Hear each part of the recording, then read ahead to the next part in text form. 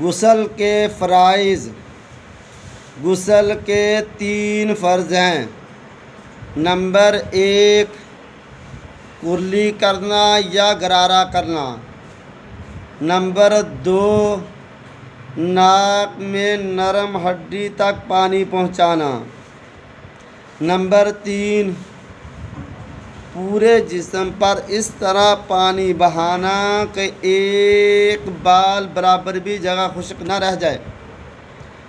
اگر اس طرح غسل ہوگا تو وہ غسل صحیح ہوگا. اس سے نماز پڑھنا، قرآن پڑھنا درست ہوگا. اور اگر ان فرائض میں سے کوئی ایک فرض بھی رہ گیا تو وہ غسل صحیح غسل نہیں ہوگا، وہ غسل نامکمل ہوگا. اس غسل کے ساتھ آدمی قرآن پڑھے گا تب بھی